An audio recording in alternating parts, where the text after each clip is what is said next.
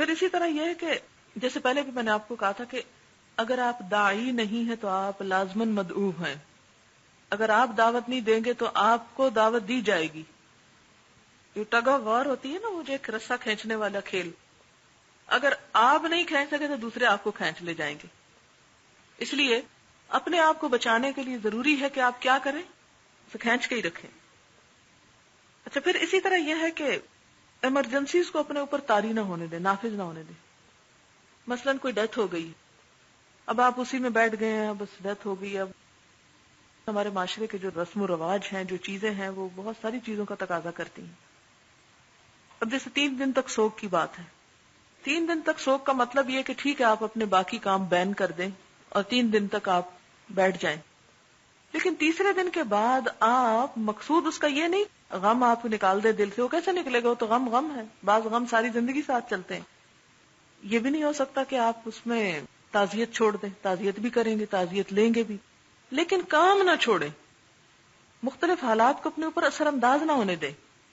آج بارش ہو گئی، آج چھٹی کرتے ہیں. آج چھٹی کا دن ہے، آج چھٹی کرتے ہیں. یعنی ہماری جو سرکاری چھٹیاں ہوتی ہیں، آج گرمی زیادہ ہوگی، آج سردی زیادہ ہوگی، آج فلانا معاملہ آ گئی. یہ سب بہانے ہوتے ہیں. اگر یہ بہانے ساتھ چلیں گے تو کام مشکل ہو جائے گا. پھر اسی طرح علم کا تکبر نہ کبھی ہو. جب تکبر آنے لگے نا، فوراً سوچنا شروع کریں کہ مجھ سے زیادہ کن لوگوں کو پتا ہے. ان کے نام گننا شروع کر دیں، فلانا فلانا فلانا فلانا مجھ سے بڑا عالم، میں تو کچھ بھی نہیں. سبھی تکبر ختم ہونے لگے گا. جب آپ یہ دیکھتے نا یہ سب جاہل اور میں عالم، تکبر آئے گا. جب دل میں اپنی بڑائی آنے لگے، فوراً دیکھیں کہ آپ سے بہتر کون ہے، اس کو تلاش کریں. نفس نہیں چاہے گا لیکن اسے تلاش کریں، اسے سامنے لائیں. اس سے ایک اور چیز ہوگی، آپ کے اندر امپروومنٹ کی بات بھی آئے گی اور دوسرا ساتھ ہی عاجزی بھی پیدا ہوگی. پھر اسی طرح یہ ہے کہ تکبر ہی کی علامت ہوتی ہے یہ مشکل زبان استعمال کرنا، ان نون انفیملیئر لفظ دوسروں کے سامنے بولنا تاکہ وہ مروب ہو کے نیچے ہو جائیں. اچھا، یہ رویہ کہیں کہیں اپنانا پڑتا ہے، لیکن کہاں اپنائیں گے یہ؟ جو لوگ تو شرافت سے سنتے ہیں نا، ان کے سامنے تو آپ بھی عاجزی اختیار کریں گے. لیکن کچھ لوگوں کو بڑا تکبر ہوتا ہے کہ وہ بڑی چیز ہے. وہاں بھی آپ ماڈسٹی عاجزی کے ساتھ کام کریں. لیکن جب آپ دیکھیں کہ یہ آپ کو بے وقوف سمجھنے لگے ہیں، پھر آپ فرمنس کے ساتھ بغیر کسی تکبر و ہنڈے پن کا مظاہرہ کیے چند چیزیں ایسی استعمال کریں کہ وہ کول ڈاؤن ہو. لیکن یہ بھی حریفانہ انداز میں نہیں. جیسے گھوڑا سرکش ہونے لگتا ہے نا، تو ایک تو چابک مارتے نا اس پہ، اور ایک باگیں بھی کھینچتے ہیں. کہیں چابک مارنا پڑتا ہے اور کہیں باگ کھینچنی پڑتی.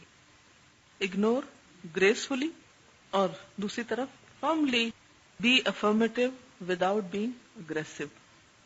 اچھا، اسی طرح ہم نا بعض اوقات بہت دیندار بننے کے لیے انشاءاللہ، ماشاءاللہ، جزاک اللہ، حیاک اللہ، بارک اللہ، معلوم نہیں کیا کیا بولنا شروع کر دیں. اور بعض اوقات بغیر کسی ریفرنس کے، بغیر کسی موقع کے انشاءاللہ میں کر رہی ہوں.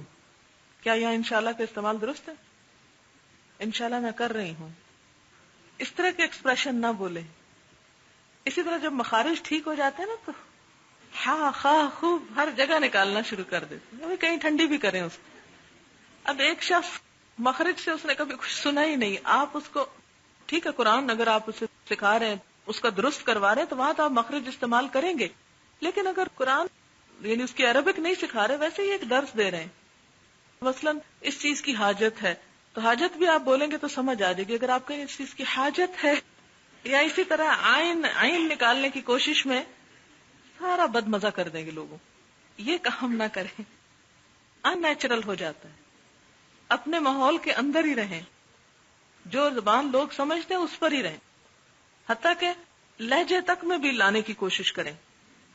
مثلاً آپ دیکھ رہے ہیں کہ آپ کے آڈینس میں سے کچھ لوگ ایسے ہیں جن کو اردو کم اور انگریزی زیادہ سمجھ آتی ہے، تو آپ وہاں اردو بولنے کی بجائے ہلکے پھلکے انگریزی کے الفاظ بھی استعمال کریں. اور اگر آپ دیکھیں کہ یہاں وہ لوگ بیٹھے ہیں جو کہیں کہیں فرینچ ٹرمز بھی استعمال کرتے ہیں، تو کوئی حرج نہیں، کریں وہاں، تاکہ ان کے اندر یہ نہ ہو کہ اس شخص کو تو کچھ پتہ ہی نہیں. اپنی صلاحیت کے مطابق مثلا ڈاکٹرز آپ کے سامنے بیٹھے تو میڈیکل ٹرمز استعمال کریں، لیکن ایک عام شخص بیٹھا ہوا ہے اور آپ اس کو میڈیکل سکھانے بیٹھ جائیں، اچھا، اسی طرح امام ابن قیم نے ایک بات کہی ہے کہ جب کوئی آپ امر بالمعروف اور نہی عن المنکر کے، تو یہ دیکھیں کہ آپ کی بات سے برائی بڑھ رہی ہے کہ بھلائی پھیل رہی ہے. اگر آپ دیکھیں کہ برائی پھیل رہی ہے، فتنہ پھیل رہا ہے، خرابی زیادہ ہو رہی ہے، کوئٹ، چھوڑ دیں اس کو وہیں. اصل تعلیم وہی ہے کہ جس کے نتیجے میں خیر آئے، نہ کہ شر. لیکن کچھ چیزیں تو فرض ہیں. مثلا کوئی شخص آپ سے پوچھتا ہے کہ نماز ضروری ہے پڑھنی، تو آپ سے اچھا اگر میں نے اسے کہا نہیں 5 نمازیں ضروری تو وہ ناراض ہو جائے گا، تو میں ایسے کہتی چلو 3 ہی ٹھیک ہے. یہاں نہیں کمپرومائز کرنا، 5 ہے. پھر اسی طرح بعض اوقات ایک شخص آپ سے ایسا مسئلہ پوچھتا ہے کہ آپ کو پتہ ہے آپ نے بتایا تو وہ افینڈ ہو جائے گا، آپ وہاں سے شروع ہی نہ. مثلا بہت سے لوگ جب مجھ سے پوچھتے ہیں نیل پالش سے نماز ہوتی ہے کہ نہیں، میں انہیں کبھی نہیں کہتی ہاں یا نہ. میں انہیں کہتی ہوں کہ وضو میں کچھ فرائض ہوتے ہیں، کچھ سنتیں ہیں، کچھ مستحب چیزیں ہیں. اگر ہم فرائض جو ہیں ان کو چھوڑ دیں گے تو وضو نہیں ہوتا، اگر ہم سنتوں کو چھوڑ دیں گے تو وہ فضیلت نہیں وضو میں. مستحب امور ٹھیک ہے آپ کریں تو آپ کے نمبر اور پلس پوائنٹ ہو جائیں گے. اب فرائض کیا ہیں؟ فرائض میں جیسے بازو تک ہاتھ دھونا، چہرہ دھونا، پاؤں دھونا، مسح کرنا. فقہا یہ کہتے ہیں کہ اگر اپنے اوپر نہ لیں، فقہا یہ کہتے ہیں کہ ان میں سے اگر کوئی بال برابر جگہ بھی خشک رہ جائے تو وضو نہیں ہوتا. اچھا، اب ہم یہ دیکھتے ہیں کہ نیل پالش کا اثر کیا ہوتا ہے کہ جب وہ کسی چیز پر لگتی ہے تو اس پہ کوٹنگ ہو جاتی ہے تو پانی نہیں پہنچتا. اور بعض لوگوں کا خیال یہ ہے کہ جیسے پاؤں پہ مسح کر لیتے ہیں تو اس پہ بھی مسح ہو جاتا ہے. تو آپ صلی اللہ علیہ وسلم نے پاؤں کے مسح کی اجازت دی ہے لیکن بازو وغیرہ کے مسح کی اجازت نہیں ہے، تو ناخنوں کا بھی مسح نہیں ہو سکتا. یعنی وہ ممکنہ سوال یا جواب جو وہ آگے سے آپ سے کرے گا اس کو آپ خود ہی وائنڈ اپ کر لیں. پھر یہ ہے کہ اسلام نیر پالش کا دشمن نہیں ہے. اگر آٹا بھی لگا ہوا ہو نا تو اس کے نیچے بھی پانی نہ جائے تو وضو نہیں ہوتا. پھر اسی طرح میڈیکلی بھی یہ ہے کہ آکسیجن جو ہے جسم کے مختلف حصوں سے ابزارب ہونی چاہیے، تو اگر مستقل طور پر آپ اس کو کور کر دیں گے تو یہ آپ کی صحت کے لیے بھی اچھا نہیں ہے. اور ویسے عورتوں کے لیے تو اتنی آسانی ہے کہ مہینے میں اس ہفتہ نماز ہی نہیں پڑھنی ہوتی، ان دنوں شوق پورا کر لیں، اس کافی ہے. اب اس کا سوال یہ کہ حرام ہے کہ حلال ہے، اور آپ اس کے جواب میں صرف فتویٰ نہیں دے رہے، اس کے لیے عمل کے راستے کو بھی آسان کر رہے ہیں. تو جواب آپ کے ایسے ہونے چاہیے کہ جس سے دوسرے شخص کی بے عزتی مقصود نہ ہو، بلکہ آپ کا تعلیم کا جب اس میں انداز شامل ہو جائے گا تو آپ کو فائدہ ہوگا. اچھا، پھر اسی طرح یہ ہے کہ کوشش کریں کہ دل اور زبان میں موافقت ہو. یہ نہیں کہ دل میں آپ کسی کے ساتھ نفرت کریں تو زبان میں آپ تعریفیں شروع کر دیں، یہ حرکت نہ ہو. یہ منافقت اللہ کو سخت ناپسند ہے. ٹھیک ہے اگر آپ کے دل میں نہیں ہے تو آپ بس اتنا ہی رہے. ٹھیک ہے بد اخلاقی نہیں کرنی آپ نے، لیکن چاپلوسی پہ مت اتریں، غلط حرکتیں مت کریں. انسانوں کو تو دھوکہ دے دیں گے، اللہ تعالیٰ کو نہیں. اچھا، اسی طرح تنقید سننے کا حوصلہ ہونا چاہیے. لوگ آپ پہ بات کریں، آپ تھوڑی دیر مسکرا لیں، کیا ہوا؟ ایک دم مشتعل نہ ہو جائیں سن کے. مجھے کہا تو کہا کیوں، چاہے وہ آپ کے شوہر ہی کیوں نہ ہو، چاہے وہ آپ کے والدین ہی کیوں نہ ہو، چاہے وہ آپ کے بچے کیوں نہ ہو. بچوں کی تنقید بہت ناقابل برداشت ہو جاتی ہے. تم کہاں تمہیں جرأت ہوئی تم مجھ پہ بات کرو، شرم نہیں آتی تمہیں، زبان سنبھال کے رکھو. نہیں، اس کو بھی انجوائے کرنا سیکھیں. اسی لیے دیکھیں نا کہ عدل اللہ تعالیٰ کو پسند ہے، اگرچہ وہ اپنے ہی خلاف بات جاتی ہو یا اپنے رشتہ دار یا دوست کے خلاف ہی کیوں نہ جاتی. اسی طرح دین کی تعلیم دے کر آپ یہ مت سمجھیں کہ آپ دوسروں پہ احسان کر رہے ہیں، آپ ہمیشہ سمجھیں اپنے پہ احسان کر رہے ہیں. اگر لوگ آئے ہیں آپ کی بات سنیں، انہوں نے آپ کو موقع دیا ہے کہ آپ اپنی نیکیوں میں اضافہ کریں. اگر وہ نہ آتے تو آپ کہاں درختوں کو بیٹھ کے سناتے. ان کا بھی اپنے اوپر احسان محسوس کریں. اگر آپ ہر وقت اسی میں رہے، میں ان پہ یہ احسان کر رہا ہوں، میں ان پہ یہ احسان کر رہا ہوں، یہ کیا کر رہے ہیں، اس سے بات خراب ہو جائے گی. ان کا احسان اپنے لیے محسوس کریں. پھر اسی طرح یہ ہے کہ غلطی ہو جائے تو اعتراف کر لیں. اگر آپ نے کوئی غلط کوٹیشن بتا دی یا کوئی غلط آیت نکل گئی یا کچھ، تو آپ کو کوئی بتاتا ہے تو آپ اڑے نہیں اس پہ، آپ کہیں کہ ہاں ہو سکتا ہے تم صحیح کہہ رہے ہو، اور اگلے دن آپ کہتے کہ یہ بات مجھ سے غلط ہو گئی تھی، اس کی اصلاح کر لیں. پھر اسی طرح وقت کی قدر کریں. ہم عموماً کام کی کوالٹی اس لیے خراب کر بیٹھتے ہیں کہ ہم وقت کی قدر نہیں کرتے. اچھا ایک چیز ہوتی ہے کہ جب آپ پڑھانے کے لیے جاتے ہیں نا، آپ کو ایک مزاج چاہیے ہوتا ہے. اگر آپ خوب گپ بازی کر کے جا رہے ہیں، باتیں کرتے جا رہے ہیں، جب آپ وہاں جا کے بیٹھیں گے تو وہ ٹیمپو ہی نہیں بنے گا. کوشش کریں کہ درس سے پہلے کچھ دیر خاموشی ہو. اور اگر سمجھے کہ آپ کے ساتھ کوئی گاڑی میں ایسا شخص بیٹھ گیا جو بہت بولتا ہے اور آپ کو بلوا رہا ہے، تو بھی آپ ہوں ہاں کرتے جائیں. میں عموماً جب پنڈی جاتی ہوں نا تو میرے ساتھ کبھی کوئی ہوتا ہے کبھی کوئی، تو میں انہیں کہتی ہوں دیکھو واپسی پہ باتیں کریں گے. بیٹھتے ہی کہہ دیتی ہوں واپسی پہ خوب باتیں کریں گے، ابھی ذرا میں تھوڑا سا پڑھ لوں. تو دوسرا مائنڈ نہیں کرتا. لیکن اگر آپ اس کو نہیں کہتے اور اپنا پڑھتے چلے جا رہے ہیں یا کچھ، تو اس سے گڑبڑ ہوتی ہے. میں ہمیشہ سوچتی ہوں کہ اللہ تعالیٰ نے نماز سے پہلے وضو کیوں رکھا ہے؟ وہ ایک پریپریشن ہوتی ہے. اسی طرح درس دینے سے پہلے علمی پریپریشن کے ساتھ فزیکل پریپریشن بہت ضروری ہے. فزیکل پریپریشن، اور اس کے لیے کم بول کر جائیں. مثلا سارا سال میری روٹین تقریباً رہی کہ پہلے تو الہدا اوپر ہی پڑھانا ہوتا تھا، اب یہاں تک آتی ہوں تو ہوتا ہی ہے کہ جیسے میں گھر میں پڑھتی رہی ہوں آخری دم تک پڑھتے پڑھتے جب میں آنے لگتی تو گاڑی میں پڑھتی کچھ نہیں، بالکل استغفر اللہ یعنی تسبیح شروع کر دیتی ہوں. وہ ذکر کس لیے کرتی ہوں؟ تاکہ میں اپنے آپ کو ایک کام کے لیے تیار کروں. جب تیار ہوتا ہے نا انسان، پھر اس میں بہتر نتائج آتے ہیں بنسبت اس کے کہ آپ ادھر جوکس کرتے آ رہے ہیں اور یکا یک آپ آ کے بیٹھ گئے. تو یہ پریٹینڈ کرنا ہوگا ایک طرح سے. اچھا اب یہ تو تھی کچھ باتیں جو اخلاق سے متعلق تھیں اور سوچ سے متعلق تھیں، اور کچھ یہ ٹیکنیکل چیزیں ہو گئی. پھر اب رمضان کا پروگرام ہے. جیسے رمضان ایک ایسا موقع جس میں اللہ تعالیٰ نے قرآن پاک اتارا ہے، اور رمضان کی جو قرآن پاک کی تدریس ہے یہ سال بھر کے لیے کافی ہو جایا کرتی بعض اوقات. اس موقع سے خوب فائدہ اٹھائیں. اور یہ جو طریقہ ہم سب لوگوں نے شروع کیا ہے قرآن پاک کے ترجمے کے سنانے کا، یعنی 2 گھنٹے میں، تو اس کا بھی خاص اہتمام جو ہے اپنے اپنے علاقوں میں کریں. اور کچھ نہیں تو اپنی کسی دوست کے ساتھ ہی بیٹھ کے ایک پارہ روز کا بت ترجمہ آپ پڑھ لیں. اس ڈسکشن سے آپ کو کافی فائدہ ہو سکتا ہے.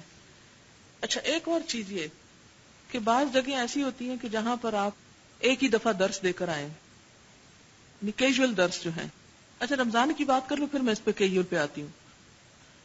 رمضان میں یہ ہوتا ہے کہ جیسے پچھلے یہاں رمضان کے پروگرام ہوئے ہیں، آپ کو یاد ہوگا آپ لوگوں کے لیے کمیونٹی سینٹر میں ہوا ہے، اس سے پہلے گروپس جو ہیں ان کے ساتھ میں نے خود بھی کیا ہے. تو اگر وہ پچھلی کیسٹس یا چیزیں آپ کو یا وہ سٹائل آپ کو یاد ہو تو اس سٹائل کو ریوائیو کرنے کی کوشش کریں. پچھلے پروگرامز میں یہ ہوتا رہا کہ اسٹوڈینٹس پچھلی کیسٹس لے کے سنانے سے پہلے ایک دفعہ وہ سارا سن لیتی تھی تاکہ ان کو وہ یاد آ جائے کہ ایک سپارے میں کون سے اہم حصے جہاں پر ہمیں رکنا ہے. مجھے یاد ہے 3rd بیچ کے لیے جب میں نے کیا تھا تو میں نے ان کو، یا 2nd کے لیے میں نے ان کو یہ بھی بیچ میں کہا تھا یہ ان آیات کو انڈر لائن کریں، ان آیات کو ہائی لائٹ کریں، یہ آپ نے بتانا ہے آگے. اچھا پورا قرآن ترجمہ پڑھنے کا فائدہ کیا ہوتا ہے؟ یہ ایک لوگوں کو نفسیاتی سیٹسفیکشن ہوتی ہے کہ ہم نے ختم کر لیا، کیونکہ ہماری قوم ختم کی بہت شوقین ہے. دوسری بات یہ کہ بعض اوقات آپ صرف صورتیں کرتے ہیں تو اس سے بات نہیں بنتی. اچھا رمضان ہی میں ایک اور چیز ہوتی ہے اور وہ تراویح ہوتی ہے.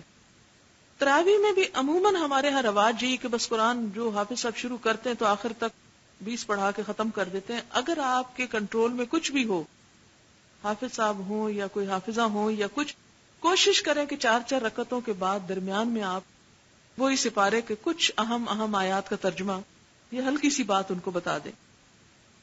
یا اس کے علاوہ بھی کچھ اور بتا سکتے قرآن پاک کے علاوہ. جیسے میں نے کتاب الطہارہ ایک دفعہ کروائی تھی، ریاض الصالحین میں سے کچھ حدیثیں بعض اوقات مختلف موضوعات پر، تو وہ بھی لوگوں کو تعلیم دینے کا ایک اچھا ذریعہ ہوتا ہے. یعنی دن میں آپ ان کو 2 گھنٹے کی وہ جو کلاس ہے وہ سنوا سکتے ہیں، اور رات کو آپ تراویح کے درمیان ان کو بتا سکتے ہیں. تراویح کے درمیان ایک کام اور بھی آپ کر سکتے ہیں جو اس سال ہم نے او پی ایف میں رات کو کیا تھا، کہ ہر پارے میں سے کچھ آیتیں جو موسٹ ریلیونٹ اور افیکٹو ہو سکتی ہیں لوگوں کے لیے ان کی سلیکشن کر لیں. اور وہ سلیکشن ہم نے کی ہوئی ہے، اگر آپ کو چاہیے ہو تو وہ آپ کو پرووائڈ کی جا سکتی ہے.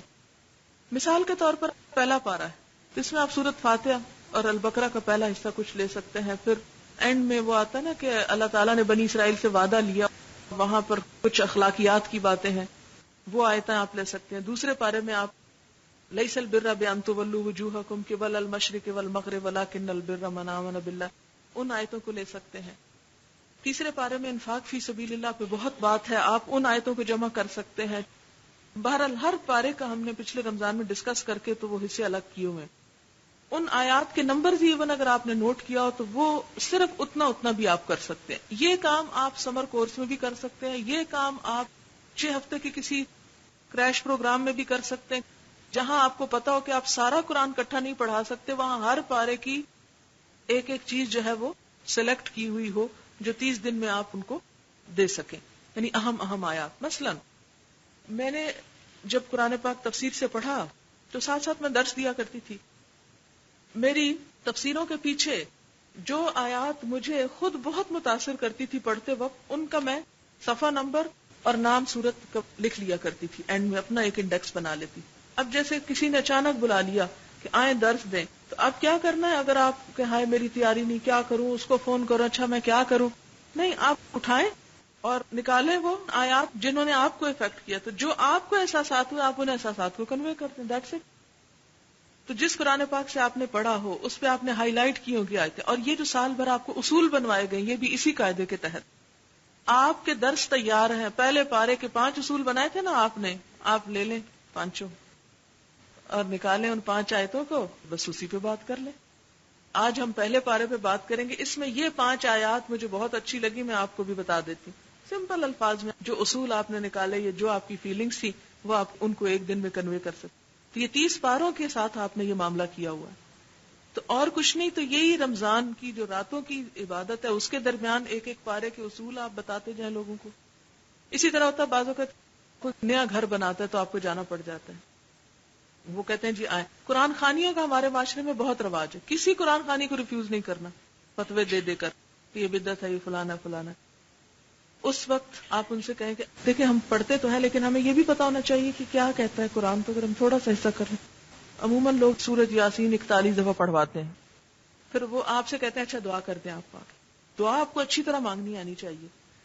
اچھا اس کے بعد یہ کہ اسی سورۃ یاسین کو نکال کے آپ کہیں کہ ہم نے ابھی 41 دفعہ سورۃ یاسین پڑھی، چلے ایک دفعہ یہ دیکھ لیتے ہیں کہ اس میں کیا میسج ہے ہمارے لیے. اس میں چند آیات نکال کے عموماً میں کیا کرتی ہوں، اس میں ونفخ فی الصور فاذا هم من الاجداث الى ربهم ينسلون وہ بتا دیا.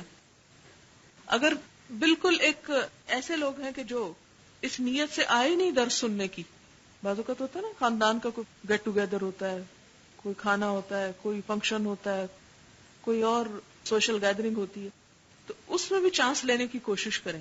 لیکن ایسے موقع پہ نہیں کہ جب لوگ بالکل ہی متوجہ نہ ہوں، یعنی تھوڑی بہت جیسے وہ قرآن خوانی کروا لیتے ہیں یا تھوڑا بہت کچھ. اچھا ایک اہم بات، کبھی یہ کوشش نہ کریں کہ آپ لوگوں کے سپارے بند کروانے شروع کریں. ہرگز نہ کرنا ایسا. آپ لوگوں کو offend کر دیں گے اور آپ کا درس 0 پہ چلا جائے گا. یعنی آپ جاتے ہیں نا کہ قرآن خوانی ہو رہی ہے تو قرآن پڑھ لیا لوگوں نے، اب آپ نے درس کرنا ہے، اب آپ مت وہاں آرڈر جاری کریں بند کریں ذرا یہ سب، میں اب آپ کو درس دیتی ہوں. یہ کام نہیں کرنا. اور بعضوں کہتی ہوتا ہے کہ صاحب خانہ offend ہو جاتے ہیں کہ ہم نے لوگوں کو بلایا اس کام کے لیے اور یہ کیا کرنے جا رہی ہیں. تو اس میں آپ صاحب خانہ سے تھوڑی سی بات کر لیں اور ان کو کہیں کہ لوگوں نے کافی پڑھ لیا، اگر آپ ان سے کہہ دیں کہ اپنا اپنا نشان رکھ کے باقی گھر میں مکمل کر لیں تو ہم تھوڑا سا یہ کر لیتے ہیں، یا جانے سے پہلے ہی آپ ان سے طے کر لیں. اور صاحب خانہ اگر خود کہے نا آئے ہوئے لوگوں کو کہ بس جتنا آپ نے پڑھ لیا کافی ہے، کیونکہ پڑھوا تو وہ رہا نا، مزدوری وہ کروا رہا ہے. اگر وہی کہتا ہے کہ بس کر دو مزدوری تو لوگ تو شکر کرتے ہیں، لیکن اگر آپ بیچ میں پڑ گئے تو یہ آپ کا فتویٰ اس وقت سخت نقصان دہ ہوگا. اسی طرح بعض اوقات یہ ہوتا ہے کہ آپ کو ایک درس کے لیے لوگوں نے بلایا ہوتا ہے اور وہاں لوگ گٹلیاں پڑھ رہے ہیں، کچھ اور کر رہے ہیں. اب آپ کو سمجھ نہیں آ رہی کہ آپ کیا کریں، انتظار کریں تھوڑا سا. پھر اس کے بعد آپ تو گھنٹے کا درس تیار کر کے لائے تھے اور اب آپ کو ڈر پڑ گیا کہ میں نے آدھے گھنٹے کا کیا تو سب ٹوٹ پوٹ جائے گا. اب اس میں یہ ہے کہ اس کا ایک حصہ لے لیں، اس میں سے کوئی ایک چیز لے لیں یا اس سارے کو 15 منٹ میں وائنڈ اپ کر دیں. بعض اوقات آپ دیکھیں گے تھوڑی مختصر چھوٹی بات کہیں فائدے کی ہوگی بنسبت 1 گھنٹے کے درس کی. اس پہ ہرگز مائنڈ نہ کریں کہ ہم تو آئے تھے گھنٹے کا کرنے اور یہاں تو انہوں نے ہمیں 10 منٹ دیے، اور آپ لڑنا جھگڑنا شروع کر دیں. ویسے مجھے آپ سے بڑا شکوہ، آپ نے مجھے ٹائم نہیں دیا. میں نے کئی درس دینے والوں کو یہ کہتے سنا ہے، آپ لوگوں نے مجھے ٹائم نہیں دیا. ایک جلسے پہ مجھے جانے کا اتفاق ہوا، کسی مدرسے کا جلسہ تھا، اس میں مختلف طرح کی خواتین آئی ہوئی تھی، کوئی کسی شہر سے، کوئی کسی شہر سے، بعض سب کرنے کے لیے. بعض اوقات یہ لوگ پلاننگ نہیں کرتے، پروگرام رکھتے ہیں 2 گھنٹے کا اور بلا لیتے ہیں 10 اسپیکرز کو. اب وہ کس کو بلائیں کس کو نہ بلائیں، وہ ایسی گڑبڑ مچاتے ہیں کہ آپ وہاں پر فیل کرتے ہیں کہ جیسے آپ کا آنا ضائع ہو گیا یا کچھ. اب آپ گئے تھے تقریر کرنے اور آپ کو سننی پڑ گئی، بیزاری سے مت سنیں، پوری توجہ سے سنیں کیا کہہ رہے ہیں، اور ہر ایک کی اچھی بات نوٹ کریں، اور ذرا بھی غم نہ منائے کہ مجھے تو انہوں نے 10 کے لیے بلایا تھا اور میں نے تو کوئی درس ہی نہیں کیا اور میرا تو آج کی دیہاڑی ضائع ہو گئی. اور نہیں، اللہ نے آپ کو سکھانا تھا کچھ. اچھا بعض اوقات کیا ہوتا ہے، بعد میں لوگ شکوے کر رہے ہوتے ہیں، بلایا تھا انہوں نے تو پھر یہ کرتے، آپس میں تبصرے، ادھر دنگا فساد. ان سب باتوں سے پرہیز کریں. اگر اللہ نے آپ کو موقع نہیں دیا بتانے کا تو آپ کو کیا غم، آپ کو تو ثواب مل گیا جس مقصد کے لیے آپ آئے. تو ایسے موقعوں پر ہی دراصل صبر کرنے کی ضرورت ہوتی، اور کبھی شکوہ نہ کریں کہ آپ نے ہمیں بلا لیا تھا اور اب آپ نے ہمارے ساتھ یہ سلوک کیا. نہیں، کوئی بات نہیں. اچھا بعض اوقات یہ بھی ہوتا ہے، آپ کہتے بھی ہیں کہ ذرا میں درس دے دوں تو لوگ بالکل تیار نہیں ہوتے، وہ کہتے نہیں جی بس دعا کرا دیجئے. مجھے کئی دفعہ لوگوں نے ایسے کہا، وہ اوائڈ کرتے ہیں کہ درس دیا تو یہ پتہ نہیں کیا بات کر دے گی بیچ میں، تو اس لیے بہتر ہے کہ دعا کرا دیں. بعض اوقات طبیعت پہ بڑا ناگوار بھی گزرتا ہے کہ ان لوگوں نے ہم کو خالصتاً پیشہ ور لوگ سمجھ رکھا ہے کہ ہم صرف اس طرح کے جینے مرنے پہ پہنچ کے دعائیں کرا دیں. اب اس وقت بڑا امتحان ہوتا ہے انسان کی طبیعت کا، ہر چیز کا. فوراً اپنی نیت سوچیں، وہ جنگ جو باہر لڑنی ہے نا، آپ نے کسی سے اندر لڑنا شروع کر دیں. کس طرح؟ کوئی بات نہیں. اگر یہ لوگ ہم سے یہی چاہتے ہیں تو ہم ان کو اس میں بھی بتائیں گے کہ دعا مانگی کیسے جاتی ہے، ہم اس میں بھی بتائیں گے اللہ سے مانگتے کیا ہے. ایک عام مبلغ، یعنی جو عموماً ہمارے دینی مدارس میں جس طرز پر آپ جب اسے ڈفرنٹ ایک سٹائل پیش کریں گے، آپ دعا مانگنے میں بھی تبلیغ کر رہے ہوں گے کہ آپ صرف مال نہیں مانگ رہے، صرف بیٹے نہیں مانگ رہے، صرف دنیا نہیں مانگ رہے. جب آپ دعا اس سے مانگتے ہیں کہ یا رب العالمین تو ہمیں بخش دے اور ہم پہ رحمت کر اور ہمیں اپنا قرب نصیب کر اور ہماری نیتوں کو خالص کر دے، تو کیا سننے والے یہ نہیں سوچتے کہ نیت خالص کرنا بھی مانگنا چاہیے؟ یہ بھی مانگنے کی چیز ہے اللہ سے. آپ نے درس نہیں دیا، آپ نے دعا کے اندر پوری تبلیغ کر دی کہ لوگوں کیا کیا چیزیں مانگنے والی ہیں. ایک طریقہ یہ تھا کہ آپ انہیں کہتے کہ ہمیں اللہ سے اخلاص مانگنا چاہیے، ہمیں اپنی نیت کو خالص کرنا چاہیے، اور نیت کے خلوص پہ آپ ایک پورا درس دیتے. آپ کو موقع نہیں ملا، لیکن بھاگتے چور کی لنگوٹی سے ہی آپ کو دعا کا موقع مل گیا، تو بجائے مائنڈ کرنے کے شکر ادا کیجیے اور اسی میں وہ کنوے کر دیجیے جو آپ ان کو ڈائریکٹ کہنا چاہتے تھے کہ یہ کریں. آپ اپنا تعلق جب رب سے جوڑیں، آپ مانگنے لگے تو ان دعاؤں کو پرائرٹی دیں، تو خود ہی پتہ چل جائے گا کہ اصل اہمیت کس چیز کی ہے. ضرورت ہی نہیں رہے گی اس بات کی کہ آپ ان کو ایک درس کے ساتھ وہ سمجھائیں. اچھا پھر اسی طرح ایک اور چیز، اپنے بیگ میں مثلا اس وقت بھی، حالانکہ میں کلاس میں آئی ہوں لیکن یہ میرے بیگ کا مستقل فیچر ہے، یہ فائل اگرچہ بھاری ہوتی ہے لیکن ہمیشہ میرے ساتھ ہوتی ہے. اس میں کیا ہے؟ اس میں مثلا ایک چھوٹا سا پمفلٹ ہے، پردہ. اسی طرح یہ صبح شام کی دعائیں ہیں. اسی طرح عورتوں کی جماعت ہو سکتی ہے یا نہیں، اس کا یہ جواب ہے. بعض اوقات یہ ہوتا ہے کہ آپ کہیں گئے ہیں، لوگ آپ کو کہہ دیتے ہیں جماعت کرائیں. اب آپ کہتے ہیں نہیں نہیں میں نہیں کرا رہا، اور کچھ کریں نہیں نہیں کرائیں. اب آپ کو پتہ ہے آپ کروائیں گے، ایک فساد کھڑا ہو جائے گا. آپ پہلے سے ہتھیار فراہم رکھیں. لوگ آ جائیں گے یہ جماعت سے نماز بالکل نہیں ہوتی عورت کی، یہ سب کی نماز باطل. یہ ریفرنس ساتھ رکھے ہوتے ہیں میں نے.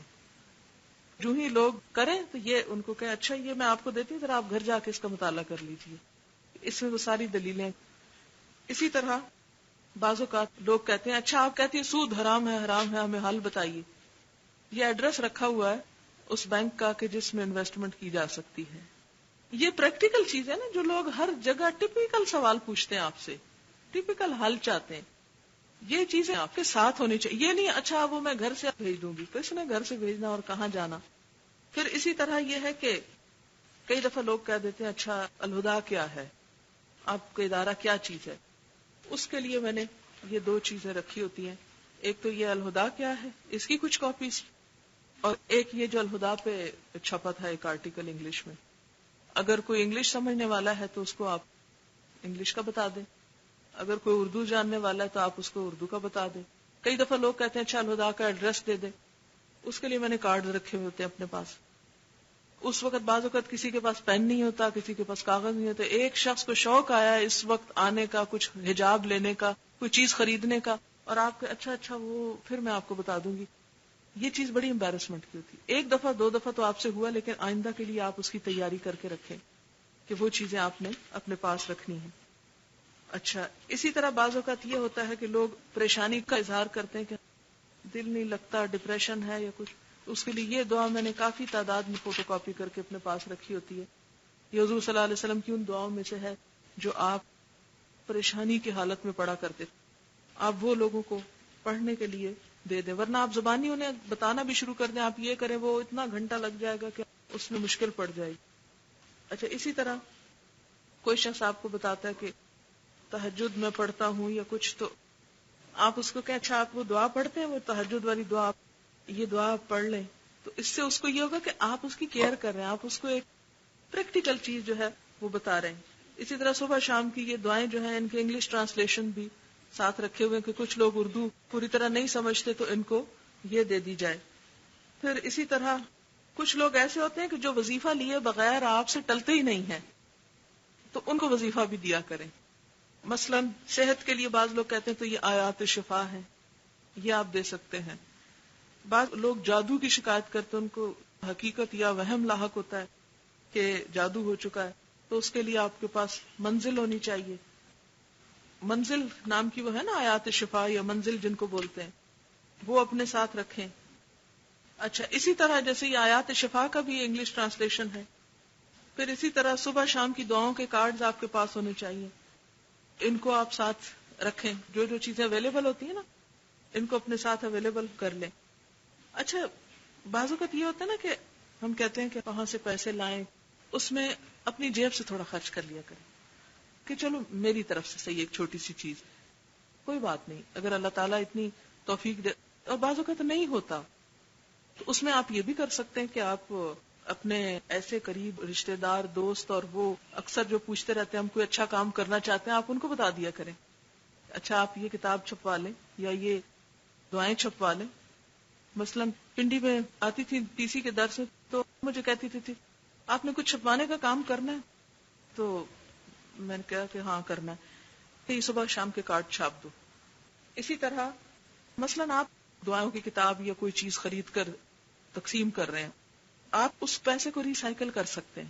مثلا ایک دفعہ آپ نے صدقہ کیا 100 روپے کا، چیز لے کے خرید کے رکھ لی، آپ اسے فری دینے کی بجائے آپ کہتے ہیں کہ خرید لیں لوگ، وہ پیسے آپ کے پاس آئے، آپ اس سے پھر خرید لیتے ہیں، پھر لگ جاتے. پھر اب آپ دیکھیں کہ وہ جو 100 روپے نا آپ کا صدقہ انویسٹمنٹ، وہ ملٹی پلائی ہو رہی ہے. آپ نے اویلیبل کی نا ایک چیز، ملٹی پلائی ہو رہی ہے. اگر آپ وہ 100 روپے لوگوں کو دے ڈالتے تو کیا تھا، ان کے گھر چلا جاتا، ختم ہو جاتا. آپ نے تو اللہ کے نام پہ الگ کر دیا، نکال دیا، لیکن وہ ریسائیکل ہو رہا ہے. لیکن انڈیویجول کیسز میں آپ بیچ نہیں سکتے. تو جیسے میں مختلف جگہوں پہ درس پہ جاتی ہوں تو اسٹوڈنٹس میرے کھڑے ہوتے ہیں بیچنے والے، میں ایک طرف ہوتی ہوں، وہ چیز رکھوا دی، وہاں سے لوگ خود ہی خریدتے رہیں گے. اب جیسے حجاب ہیں یا کیسٹس ہیں یا اور چیزیں. اچھا، اس میں یہ کہ ہو سکتا ہے کوئی آپ پہ الزام لگائے کچھ، بے فکر رہیے. جب آپ نہیں خیانت کر رہے، آپ دھوکہ نہیں دے رہے، آپ اپنی ذات کے لیے نہیں کر رہے کہ آپ بیچ کے اپنے گھر تھوڑی پیسے لے کے جائیں گے. آپ نے اللہ کے لیے کہ اللہ تعالیٰ خود حفاظت کرے گا. کیسٹس جیسے آپ کو پتا یہ ریکارڈنگ ہوتی رہی ہے، ویڈیو بھی بنی ہوئی ہے اور آڈیو بھی. کبھی بھی آپ کو ضرورت ہو کہ آپ آ کے ویڈیو دیکھ کے پچھلا کوئی لیسن دہرانا چاہیں تو الہدا میں وی سی آر ویڈیو وغیرہ موجود ہے، وہاں پر آپ جا کے کبھی بھی یہ کام کر سکتے ہیں. صبح کے ٹائم پہ لڑکیاں وہاں نہیں ہوتی، آپ آ کے سن سکتے ہیں. پھر اسی طرح آڈیوز میں اپنا لیسن پریپیئر کرنے کے لیے آڈیوز بھی انشاءاللہ تعالی ہم کوشش کر رہے ہیں ایک دو جگہ بات کرنے کی، کراچی بھی، کہ ہمیں کوئی سستی سے سستی کاپیز بنا دے کہ جس میں ہم اس چیز کو اور زیادہ آسان کر دیں. اچھا، اپنی جیب میں جہاں یہ کاغذ رکھے نا وہاں ایک آدھ کیسٹ بھی رکھیں. ہماری ایک اسٹوڈنٹ اپنے بیگ میں ہمیشہ رکھتی، کوئی ٹیکسی ڈرائیور ہوتا ہے اس کو دے دیتی ہے، ہر ایک کو کچھ نہ کچھ دے دیتی ہے. تو ایک دن پتہ نہیں کون خاتون مجھے ملی، کہتی آج میں ایک ٹیکسی میں بیٹھ کے آئی ہوں تو وہ کیسٹ سن رہا تھا آپ کی. ایک دن کوئی کسی دکان پہ گئی تو وہاں پر کوئی لگا کے بیٹھا ہوا تھا اور سن رہا تھا. اسی طرح یہ کہ بعض اوقات ایسی جیسے بیوٹی پارلر وغیرہ ہوتے ہیں یا اور جگہ ہیں جہاں لوگ بیٹھے رہتے ہیں گھنٹوں انتظار میں، تو آپ ان کو ایک آلٹرنیٹ دے سکتے ہیں. اچھا آپ یہ سنیں, میں آپ کو ریسنٹلی ایک مثال دیتی ہوں کہ 4-5 دن کی بات ہے, ابھی پورا ہفتہ نہیں گزرا اس بات کو. یہ یاسمین اور رفقہ میرے پاس بیٹھے ہوئے تھے کہ امریکہ سے ایک کال آئی نا, تو انہوں نے کہا کہ میں کل کسی یونیورسٹی میں لیکچر دینے کے لیے گئی تھی, تو وہاں کسی اسٹوڈنٹ نے آپ کی ایک کیسٹ مجھے دی, میں نے آ کے سنی, تو جو میں چاہتی تھی وہ مجھے اس میں مل گیا, لیکن اب میرا یہ دل چاہتا کہ میں آ کے یہاں آپ کے پاس پڑھوں. تو آپ کس فرقے سے ہیں؟ میں نے کہا میرا کوئی فرقہ نہیں. آپ کس امام کو فالو کرتے ہیں؟ میں نے کہا میں سب کو کرتی ہوں. اچھا خیر اور بھی باتیں پوچھتی رہی. اس کے بعد ہشام نے چیخنا چلانا شروع کر دیا میری گود میں. میں نے یاسمین کو فون پکڑایا اور خود میں چلی گئی اس کو دیکھنے. وہ معلوم نہیں اس سے کیا کیا پوچھتی رہی, مجھے یاد بھی نہیں رہا کہ اس سے ساری ڈیٹیل معلوم کروں. کوئی آدھے گھنٹے کی کال ہوگی, اس نے ساری ڈیٹیل لی.